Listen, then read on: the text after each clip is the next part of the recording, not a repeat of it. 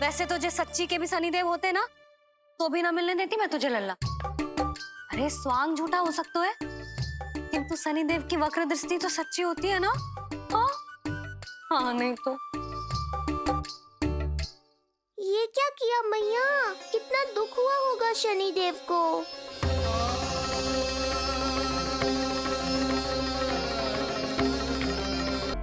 मैं तो आप ही का सेवक हूं, केवल आपके आदेश पर न्याय करता हूं और केवल पापियों को दंड देता हूं। जिसका जैसा कर्म उसका वैसा दंड। तो फिर सभी मुझे क्रूर क्यों समझते हैं? क्यों भयभीत होते हैं मेरी छाया तक से? देवी देवता ऋषि मुनि नर नारी गंधर्व यक्ष किन्नर सभी को आपके दर्शन प्राप्त हुए। तो फिर ये सौभाग्य मुझसे क्यों छीन लिया गया? क्यों? ये तो न्याय नहीं है ना प्रभु, ये तो न्याय नहीं है ना प्रभु।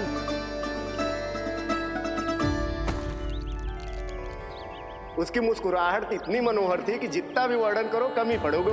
आंखें देखी, ऐसा आकर्षण है कि देखते देखते 4 पहर बीत जाएं फिर भी मन ना भरेगो।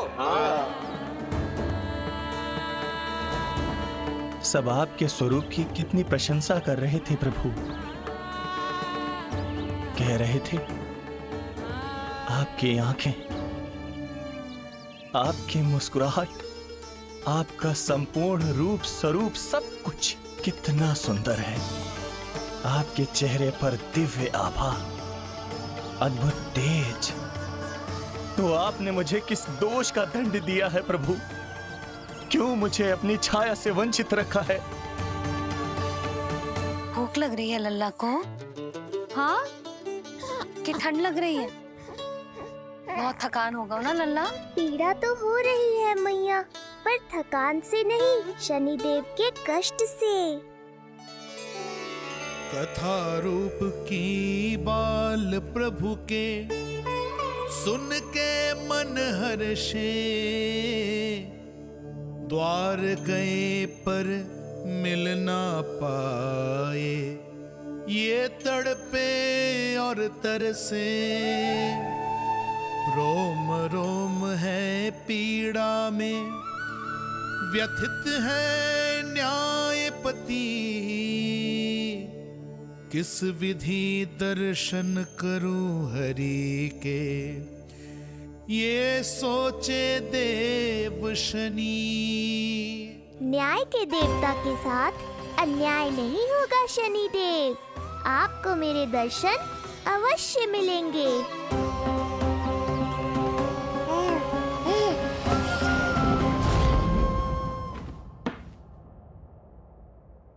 ठंडे झोंके से नींद ना आ रही लल्ला को? हाँ मैं अभी सारे झरोके बंद कर देती हूँ, ठीक है? फिर मैया तुझे लोरी गा के सुलाएगी तो बहुत अच्छे से सोएगा मेरा लल्ला। अभी आई मैया। हाँ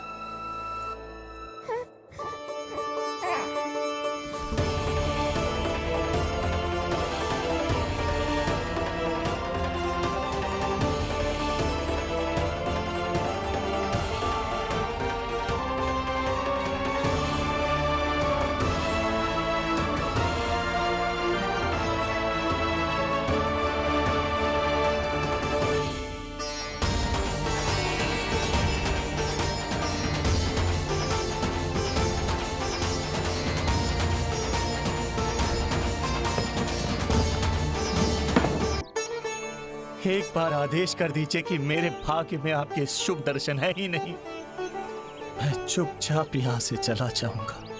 क्या मैं इतना भी योग्य नहीं प्रभु कि आप मुझे संकेत दें?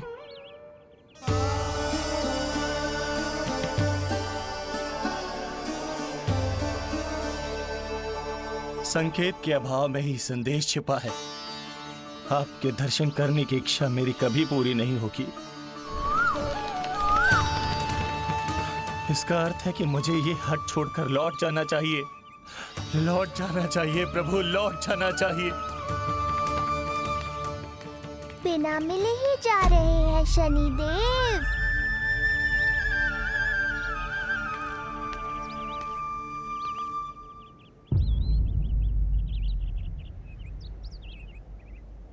अवश्य ही ये मेरा भ्रम होगा। लो कर लो बात, दर्शन देने मैं स्वयं आया हूँ तो आप मेरी पुकार अनसुनी करके जा रहे हैं। प्रभु,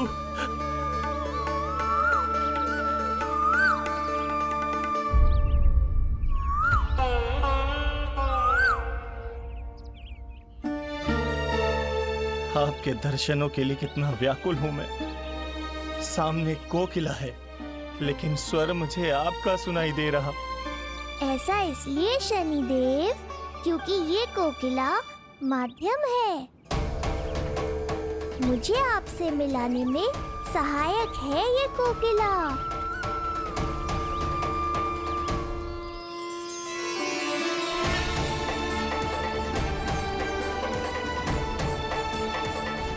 प्रभु,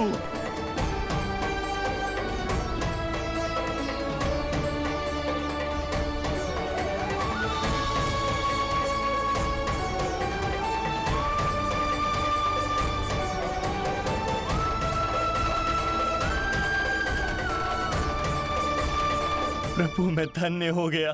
संपूर्ण जगत आपके दर्शन लेने आया, किंतु आप मुझे दर्शन देने चले आए। प्रभु, आपने सच्चे हृदय से स्मरण किया था, फिर कैसे न आता मैं। जब भक्त ईश्वर को पूरी सच्चाई से पुकारता है तो उसकी पुकार बड़ी से बड़ी तपस्या से भी बड़ी होती है। मेरी तपस्या का फल इतने बड़े वरदान के रूप में मिलेगा, इसकी कल्पना भी नहीं की थी मैंने। आपने अपनी तपस्या से इस स्थान को पवित्र कर दिया है शनिदेव। आज से जो भी मुझे हृदय में धारण कर यहाँ आएगा उसे मेरी कृपा अवश्य प्राप्त होगी।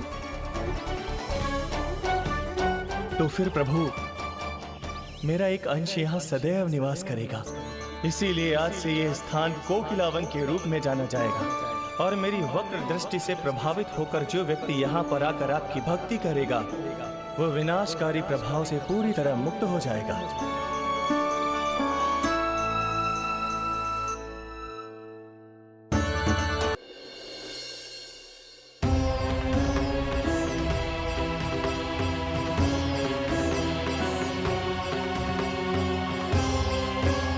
इससे पहले कि मैया को संदेह हो जाए मुझे जाना होगा शनिदेव।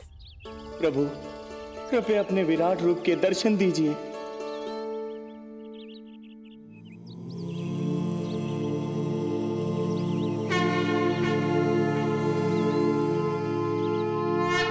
सशंख चक्रम सकिरीट कुंडलम सपीत वस्त्रम सरसीरुहे क्षणम सहारवक्षस्थलशोभितौस्तुभम् नमामि विष्णुं शिरसा चतुर्भुजम्।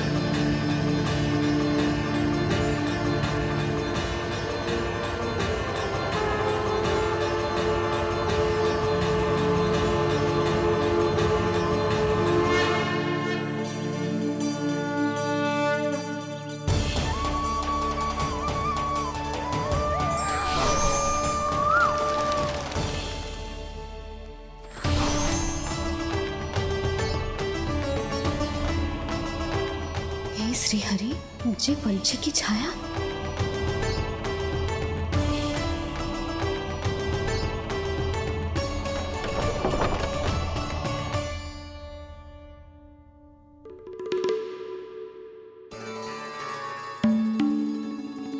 यशोदा, क्या हुआ?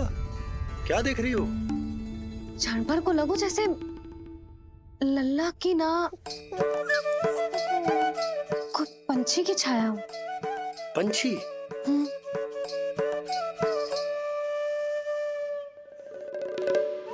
अब ना मुझे तो लग रहा है जो गिलहरी की छाया।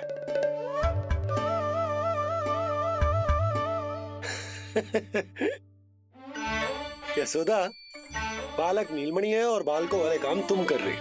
अरे प्रकाश और छाया से खेलने का काम लल्ला के लिए छोड़ दो। अरे परंतु ये देखो, झरोका खुलो है, ठंडी बयार चल रही है, लल्ला को ठंड लग जाएगी। बंद करो, जाओ। हाँ हाँ हाँ लल्ला, ए लल्ला।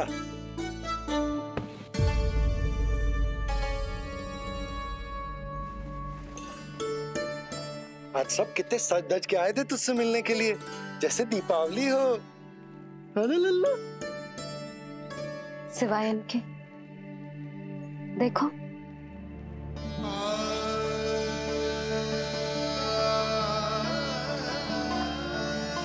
जब से चिच्ची मथुरा से लौटी है, इनका सजना सवरना सब छूट गया है।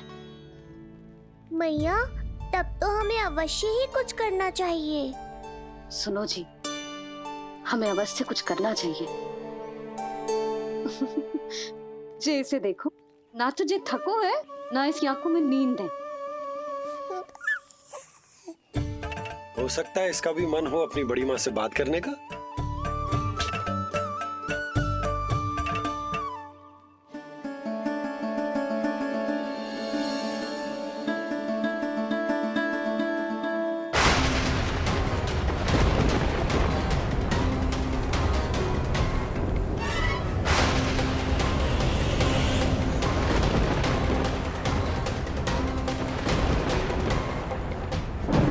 अरे लल्ला, डरने की क्या बात है? बस थोड़ी आंधी तो है।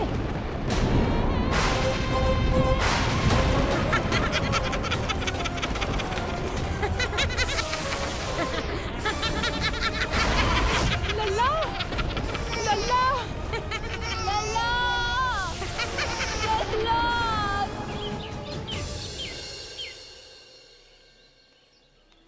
जिज्जी, अरे यशोदा, नंद भैया। जिज्जी, ये नीलमणि के षष्ठी पूजन का उपहार है।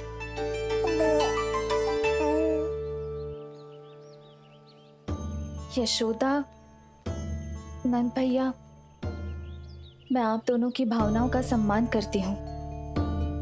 आप दोनों को तो पता है, मेरे हृदय में नीलमणि के प्रति अत्यधिक प्रेम है।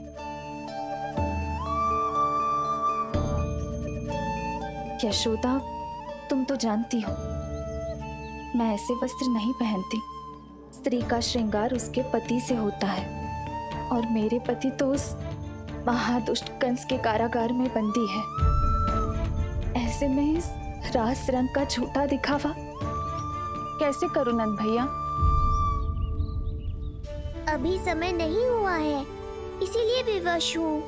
पर आपका दुख मैं भली भांति समझता हूँ बड़ी माँ। दिन रात ये भय लगा रहता है कि कभी भी उस कंस के सैनिक आएंगे और मेरे पुत्र को मुझसे दूर ले जाएंगे। इस आशंका में मैंने उसका बालपन भी खो दिया है। उस नन्हे से बालक को 4 दीवारों के भीतर बंद करके रखा है मैंने। थोड़ी देर और, बस तेरे बाबा अब भी आते ही होंगे।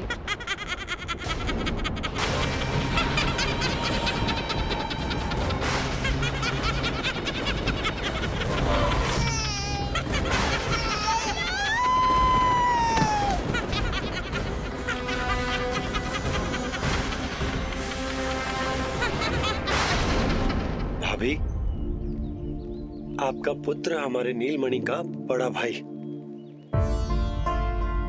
आप उसे खुली हवा में सांस लेने दें। मेरा विश्वास करें, आप दोनों गोकुल में पूरी तरह सुरक्षित हैं। जिज्जी, नारायण के घर देर भले ही है, किंतु अंधेर ना है। बस कुछ समय का कष्ट और है जिज्जी, फिर सब ठीक हो जाएगा। और ये देखो, नीलमणि स्वयं आओ है आपको उपहार देने के लिए। इसे भी मना करोगे आप? नीलमणि, बस आज हट मत करना। मैं तुम्हारी ताऊ जी से मिलूंगी ना, तब नए वस्त्र गहने सब पहनूंगी, साज श्रृंगार करूंगी, तब पूर्ण अधिकार से देना तुम अपना उपहार, किंतु आज नहीं। बड़ी प्रसन्नता की प्रतीक्षा में छोटी छोटी प्रसन्नताओं को त्यागना नहीं चाहिए बड़ी माँ। जीवन तो परमात्मा का उपहार है, उसे जीना चाहिए। चिची, बड़ी प्रसन्नता की प्रतीक्षा में जीवन की छोटी छोटी प्रसन्नताओं का त्याग ना करना चाहिए। जीवन तो परमात्मा का उपहार है, जीवन तो जीना चाहिए। नंदराज, नंदराज, नंदराज, क्या हुआ? भोला बंसी तुम दोनों यहाँ? जी वो उपनंद जी ने कही थी कि आपको वार्षिक कर के बारे में स्मरण करा दूं, इसलिए हम दोनों चले आए। अरे हाँ, नीलमणि के आने की प्रसन्नता में मैं तो भूल ही गया था। अधिक देर होने पर कंस की दृष्टि में आने का संकट। कोई ना, मैं कल मथुरा जाकर कर जमा करा दूं। अरे किंतु कल तो लल्ला का पालना उत्सव है। सुनो जी, शीघ्र ही आना। भैया, हो सके तो अपने भैया और बहन देवकी का समाचार भी पूछ लीजिएगा। जी भाभी। इस बार कछु समस्या नहीं होनी चाहिए। ये बार आज मथुरा से कछु अतिथि आए थे, उन्हें पता चलो है कंस ने राजा वासुदेव और रानी देवकी को कारागार से बाहर निकाल लो है और अपने महल में रख लो है।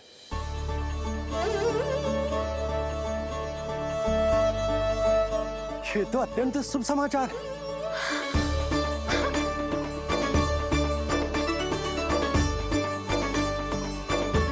तुमने पहले क्यों ना बताया? हमें लगो आपको पहले ही से पता होगी महाराज। अच्छा ठीक है, जाकर तैयारी करो, कल तुम दोनों भी मेरे साथ चलोगे।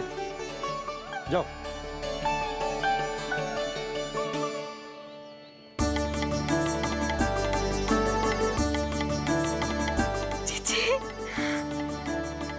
भाभी, यशोदा ने कहा था ना कि नारायण के घर देर अवश्य, परंतु अंधेर ना है।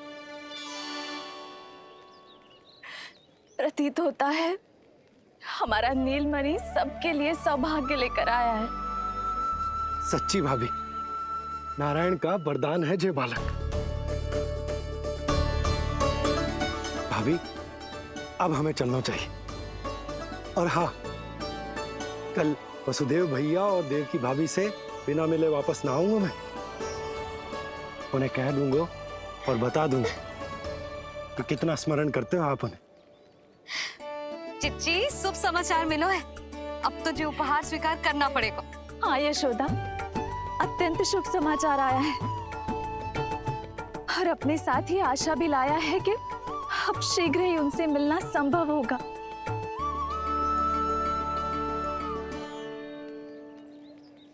तुमने सत्य कहा था यशोदा, जीवन जीना चाहिए। मैं भी जीऊंगी, छोटी छोटी प्रसन्नताओं को मनाऊंगी, अपना ध्यान रखूंगी, फिर से सजूंगी, संवरूंगी। अब जब वो मुझसे मिलने आएंगे, उनका स्वागत करूंगी। उन्हें वैसे ही मिलूंगी जैसे जैसे उन्हें छोड़कर आई थी। मैं आपको आपके दुख से मुक्ति दिलाऊंगा। बस कुछ समय तक और प्रतीक्षा कर लीजिए बड़ी माँ।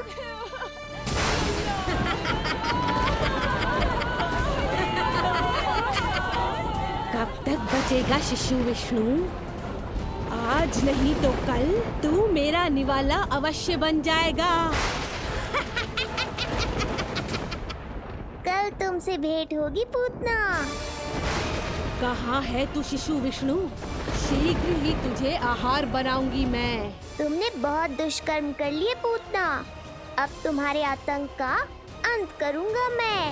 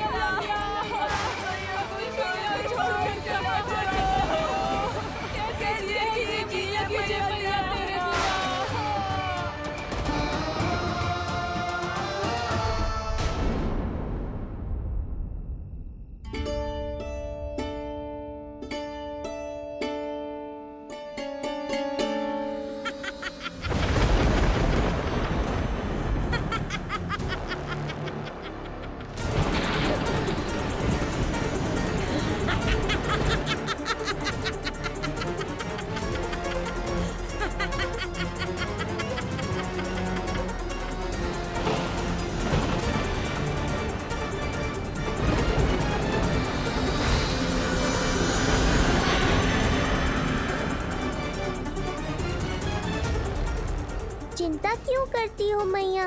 मैं हूँ ना। नेत्र खुले रहे तो मैया पक्का घबरा जाएंगी। यशोदा, क्या हुआ? अरे बोलो ना, कोई बुरा सपना देखो। ना, स्वप्न तो ना था, किंतु मेरा मन बहुत घबरा रहा है। ऐसा लगो जैसे नीलमणि को कुछ। ये देखो, नीलमणि तो शांति से सो रहा है, तुम ना व्यर्थ ही व्याकुल हो रही।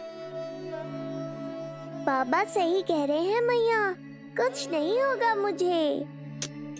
सुबह होने में अभी समय है, व्यर्थ की चिंता को झटक सो जाओ।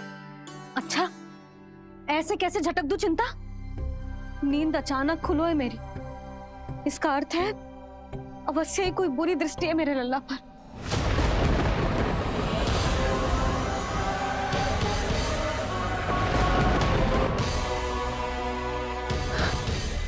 आप भी कल जा रहे हो मथुरा? सुनो जी, जाना आवश्यक है, रुक ना सकते आप। कर जमा करानो है यशोदा, कल अंतिम दिन है। यदि वो निकल गए तो नारायण ही जाने वो कंस क्या करेगा। जानो आवश्यक है।